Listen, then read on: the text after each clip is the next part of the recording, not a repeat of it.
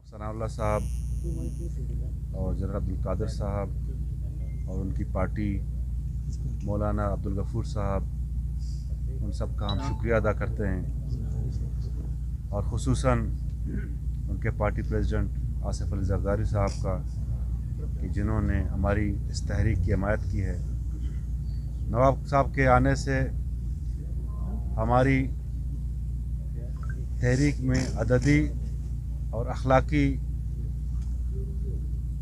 Support हमें मिला है,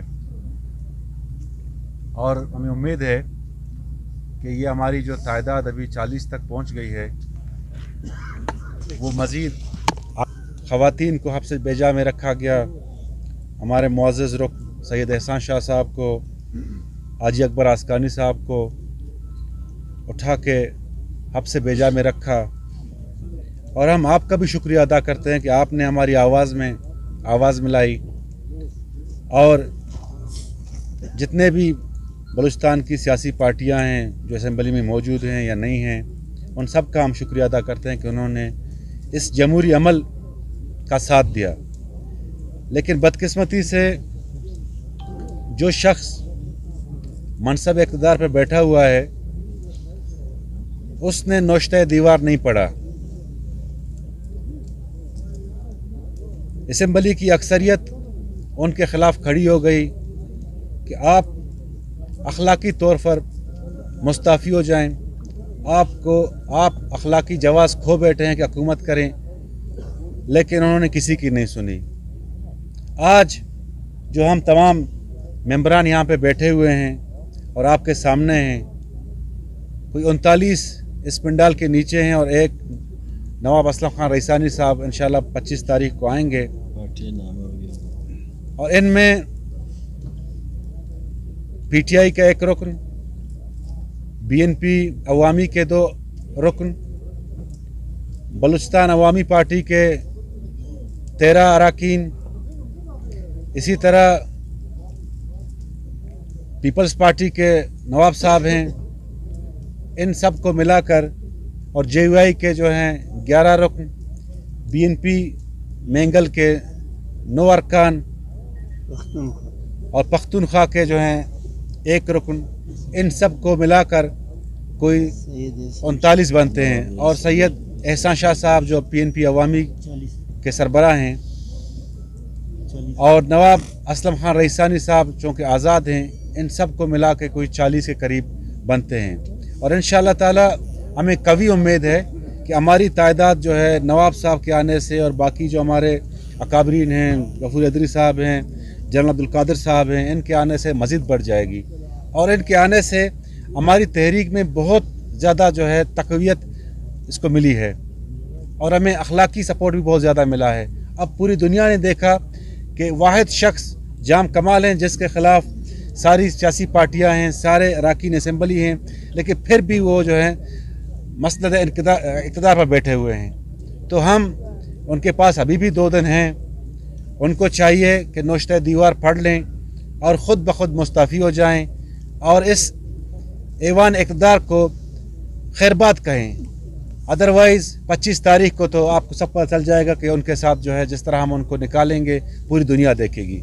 मैं इन बातों से दोबारा मैं मशकूर हूँ नवाब सनाउल्लाह साहब का, जनरल अब्दुल कादिर साहब का, ख़ुसूसन मौलाना अब्दुल गफूर अदरी साहब का, और बाकी जितने भी हमारे पार्लिमानी लीडरान हैं, हमारे मेंबरान हैं, जिन्होंने बार बार यकजहती का मुजाहरा किया और यहाँ पे जो है साबित कदमी से जो पेश है। और ख़ुसूसन मैं शुक्रिया अदा करता हूँ अपनी बहनों का और अपने दोनों भाइयों का, जिन्होंने इस तहरीक में सबसे बढ़कर हिस्सा डाला, जिन्होंने फ़िज़िकली बर्दाश्त किया, हब्स बेजा में 3-4 दिन रहे, उनको जो है मेंटल टॉर्चर किया गया, लेकिन फिर भी वो साबित कदम रहीं।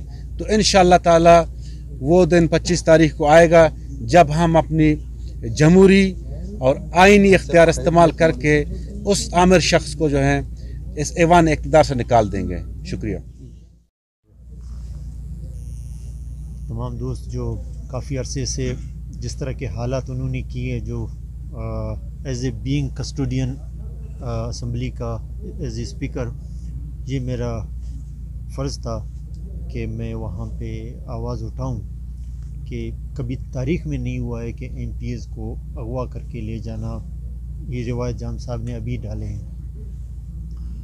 اور خاص کر عورتیں بلوچستانی، جس طرح سردار صاحب نے کہا، غفور ادری صاحب نے کہا، جنرل قادر صاحب، اس سے پہلے ہمارے سارے پارٹی کے لیڈروں نے کہا کہ عورتیں جہاں پہ جاتے ہیں وہاں پہ قتل بھی معاف کر دیتے ہیں. بلوچستان میں ان کا اتنا احترام کیا جاتا ہے، لیکن انہوں نے یہ چیز بھی نہیں سوچا اور اس طرح کا ایک اقدام کیا جو بلوچستان کی تاریخ میں کبھی اس طرح ہم نے نہ دیکھا ہے نہ سنا ہے.